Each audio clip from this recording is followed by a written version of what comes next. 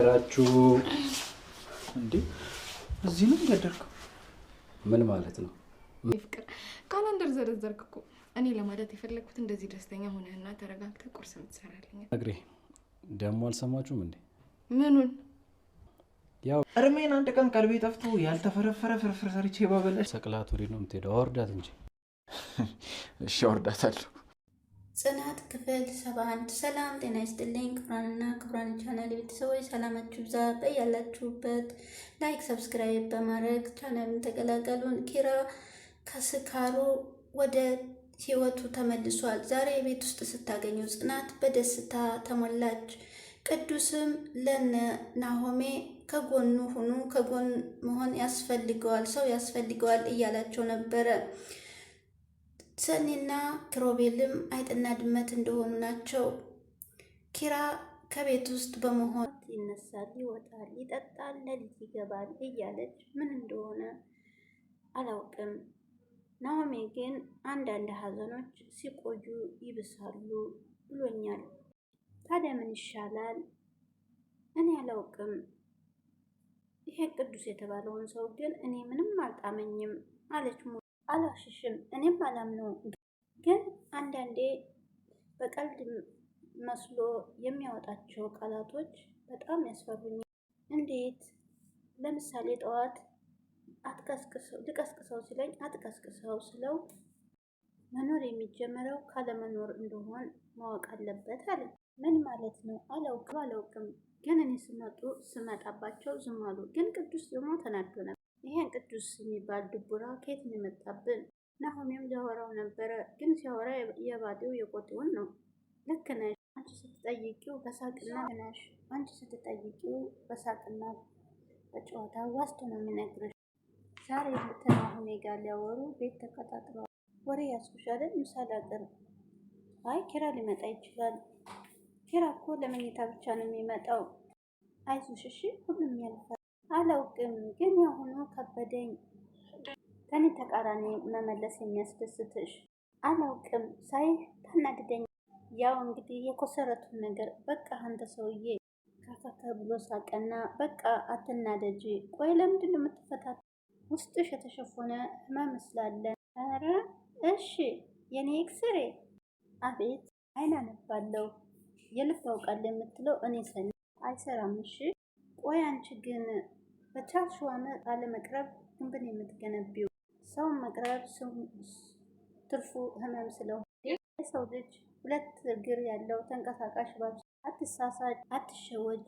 ቃሉ የሚለው እንደ እርግብ የዋህ ነው የሚለው። ኧረ የእርግብን ልብ የሚያገኝ የለማ። ኧረ ሁሉም ሰው እባብ ነው እያልሽ ነው? አዎ እሺ። እኔ እኮ እናቴ ናት ያሳደገችኝ። አይደለም አንተ እናት ብትመጣ ሰውን ማምን ሰው አይደለሁም። እኔ እኮ ፈገግ እንድትይ ነው። የውሸት ካካካለች እና ይኸው ተው በቃ ተወኝ። ይሄን ማስመሰልሽን እንድታይ ነው የምፈልግ። ለምንድን ነው የማትፈልገው? ቅድም እንዳልኩሽ ያልተኖረ ወጣትነት ስለሚያመኝ። ሞሩም ጽናትም እና ናሆሜ ቁጭ ብለው ከነናሆም ቤት ይሄ ሰውዬ አዳር ነው እንደሚመጣው እያሉ ቅዱስን እየጠበቁ ነበር።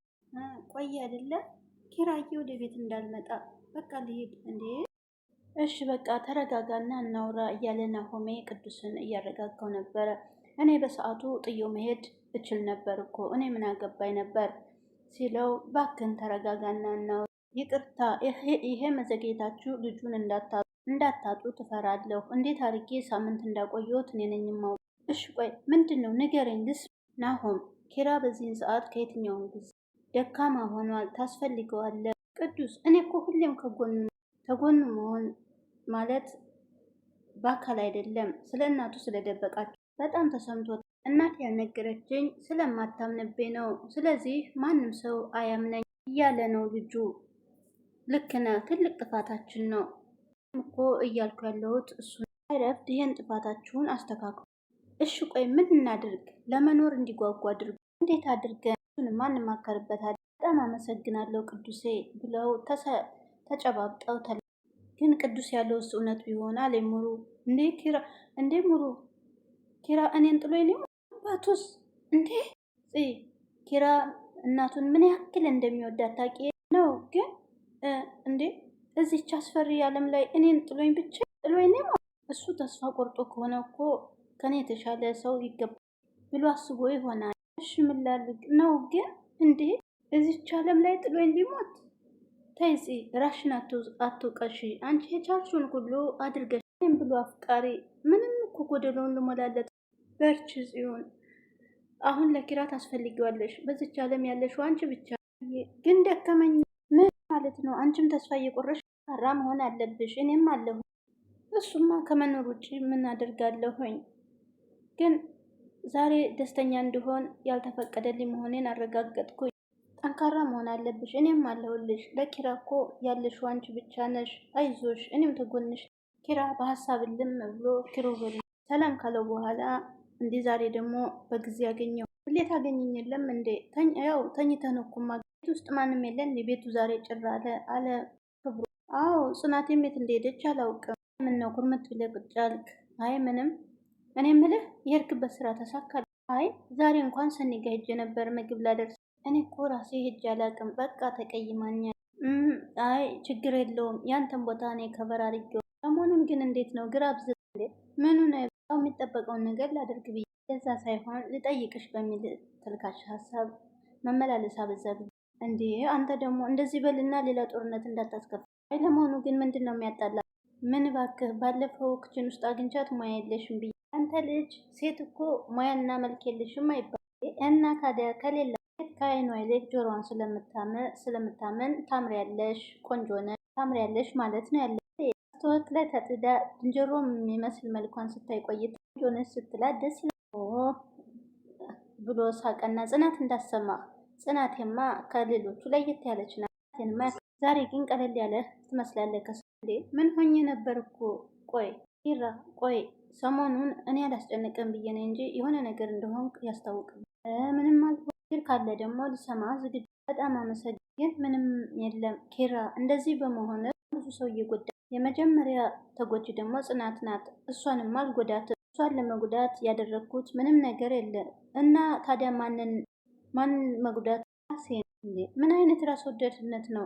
ጽናት እኮ የምትኖረው በአንተ ውስጥ ነው። አንተ ስትጎዳ እሷ ምንም ማትሆን ነው የሚመስለው። ኖሬም አልጠቀም እንዳልህ በዚህ ንግግር ተስፋ እንደቆረጥ ተረዳ።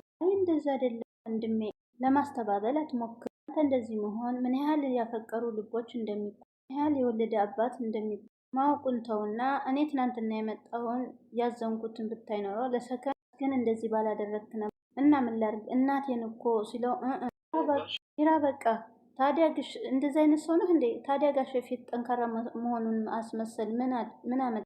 ማስመሰል እኮ በጣም የህሊና ጉዳት ከዚህ በላይ አባስ ሲጨነቅ ማየት ስለከበደ እንዳልመሰለው የመሰልኩት። በጣም ራስ ወዳድ አይደለሁም። እና ምንድን ነው እኔ ደካማ? ወይ እናቴን ከስራ ቦታዋ ላይ በውሸት እንዳሰራርጌ አፈናቀልኩ። የተነሳ ህልም እንዳይኖራት ሆነች። የህክምና አታ ስቃይ ከዚህ ዓለም በሞት ተለየች። እሷ የመከረችን ምክር ሰምቼ ተስፋ አድርጌ ይኸው እስከዛሬ ድረስ ለመኖር እየጣርኳለሁ። እዚህ አንዳንድ ወታደሮችን ያቸው ለህዝብ ሲሉ እነሱ ይሞታሉ፣ ህዝብ ደግሞ ሰላም ያገኛሉ። እሱ መሞት የህዝብን ሰላም እንዲጠብቅ ያደርጋል። አንዳንዴ እናቶቻችን እኮ የሚከፍሉት የሞት ዋጋ እኛ የተሻለ ቦታ እንድንቀመጥ። የእናትህን ሞት ለምን ታባክን? ኪራ ነገሮችን አስተውልባት። እንደዛ ማድረግ አልችልም። አንድ ነገር ልንገርህ፣ አንተ ሰው የሚኖረው በአንተ ውስጥ ነው። አንተ ደግሞ ደስተኛ ማድረግ አለብህ። እናት ግን ማስደሰት ከፈለግህ የተሻለ ህይወት ኑሮ። ከዚህ በላይ ከተነጋገርን ግን ወደ ጸብ ነው የምንሄድ። እንዴ ምን ማለት ነው? ተረጋጋ እንጂ እስቲ አስበው። አንድ ወንድሜ ፊት ለፊት ራሱን ጥሎ ስታገኘው ምን ትላለህ? ለማጽናናት ብለህ ነው አይደል ወንድሜ? ምን በጣም ነው የማዝነው። ጋሽ ባይወልዱኝም ከልጅነት ጀምሮ አሳድገውኛል። ከወደኩበት አንስተው እዚህ አድርሰውኛል። እዚህ ባልወለድም አንተ ወንድም እንደ ወንድሜ ነው የምቀበል። ወንድሜ ብዬ ነው የምሸነግልህ ይመስልሃል?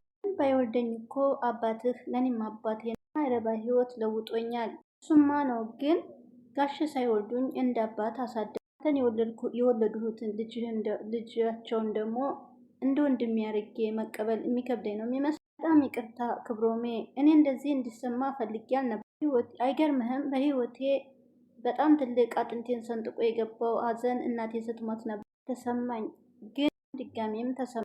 ክብሮሜ ይቅርታ አለ ኪራ። እኔ እኮ እንደዛ ለማለት ፈልጌ አይደለም። አንዳንድ ጊዜ ከምላሳችን የምናወጣት ቃላቶች ሰውን እንደሚሰብር አናውቅም። ኪራም እንደዛው ውስጡን የክሮቤልን ውስጡን የሰበረው።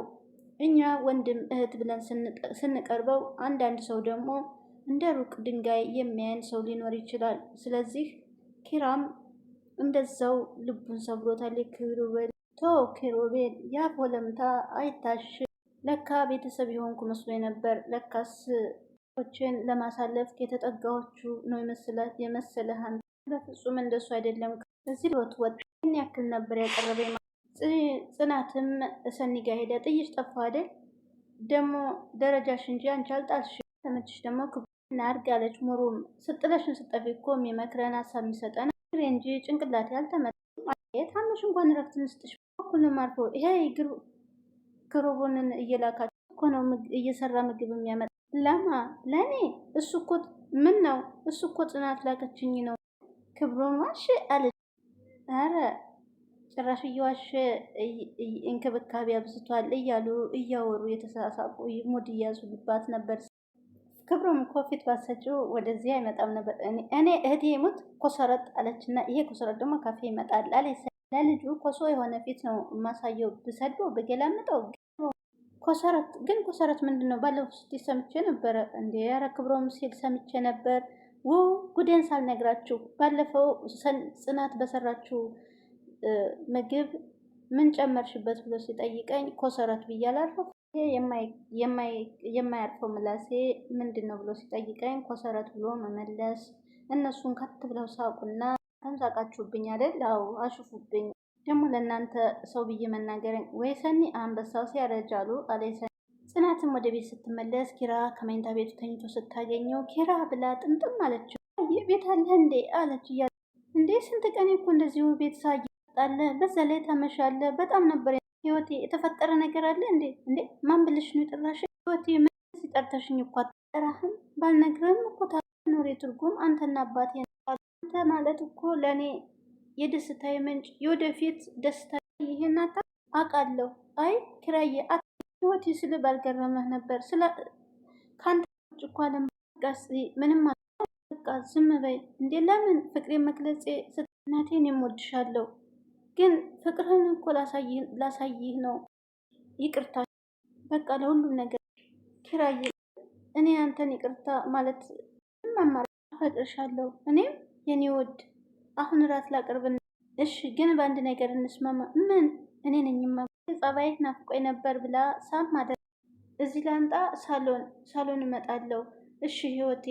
አሁን ይሄን ያክል አስከፍቻ እንደምጠጣ እንኳን አልጠይቅም። መኖር ብቻ ነበር እኮ ያስደስት። ግን ተቀን እስከ ቀን ለዚች ልጅ ያለ ፍቅር እየጨመረ ለኪራ ደውሎለት እንዴ ዛሬ አትወጣም እንዴ? አልወጣም። አይ ጥሩ ነው። ወዲያውኑ ስልኩን እንደዘጋ ቅዱስ ተመስገን ደስተኛ ያድርገው ፈጣሪ ብሎ እፎይ ብሎ ፈጣሪውን እያመሰገነ ነበር። እንደኔ በጸጸታ ልንጋ እንዳይገረፍ ወደ ራሱ መመለሱ ጥሩ ነገር ነው ብሎ እያሰበ ፈጣሪውንም እያመሰገነ በረጅሙ ተነፋ። እንደኔ በጸጸት ማዕበል እየተናወጠ ከሚኖር ተጸጸት ስለመለስከው ፈጣሪን አመሰግናለሁ። ግን እንዳይሆን መልሰው